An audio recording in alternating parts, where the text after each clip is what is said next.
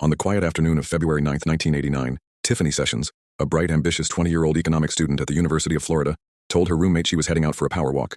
It was a routine she followed religiously. Clad in red sweatpants and a white sweatshirt, Tiffany left her Gainesville apartment without a purse or ID, just a Walkman, headphones, and her willowy 5 and 6 frame, striding toward a nearby jogging route.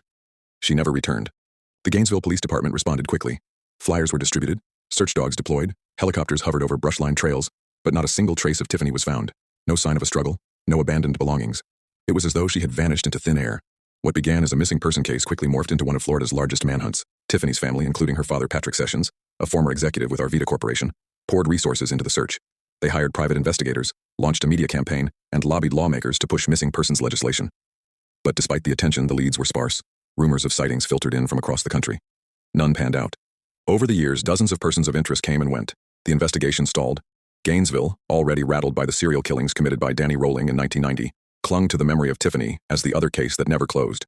Her image, smiling, blonde, youthful, remained on billboards, missing posters, and in the minds of Floridians for decades. But in 2014, a name emerged that reawakened the case. Paul Eugene Rolls. A convicted murderer and registered sex offender, Rolls had lived in Gainesville at the time of Tiffany's disappearance. His rap sheet was disturbing. In 1972, at just 18, he brutally raped and murdered his 20-year-old coworker in Miami. After serving over a decade in prison, he was inexplicably paroled in 1985. By 1989, Rolls was back on the streets and working for a delivery company in Gainesville, an area Tiffany often walked through. Investigators had long considered Rolls a background name in Tiffany's case, but new evidence, unearthed in the form of a cryptic personal journal discovered after his death, forced detectives to take a harder look. The journal, dubbed his scorecard, listed initials, dates, and numbers believed to reference his victims. On the date of Tiffany's disappearance, February 9, 1989, Rolls had written Dr. 2. More chilling was the context. Authorities knew Rolls had likely killed multiple women, but had only been officially linked to 2 victims during his lifetime. This cryptic note suggested that Tiffany could have been the second victim on his list. Further investigation revealed that Rolls drove a red Ford Bronco, the same type of vehicle a witness recalled seeing, parked erratically near Tiffany's jogging route that afternoon. The witness described seeing a blonde woman near the vehicle, appearing agitated. It had never been fully investigated at the time. Now, the details seemed to align too well to ignore. Rolls had also called in sick from work, on the exact day Tiffany vanished. He missed the next day too. When asked later, he provided no credible explanation.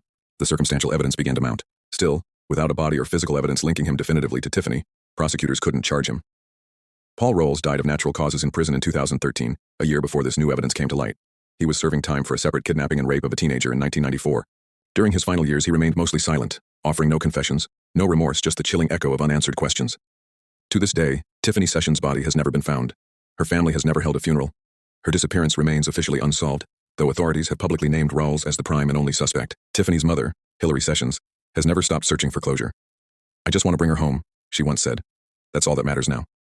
More than 3 decades later, the case continues to haunt the Gainesville community and serves as a grim reminder of how some answers are just out of reach.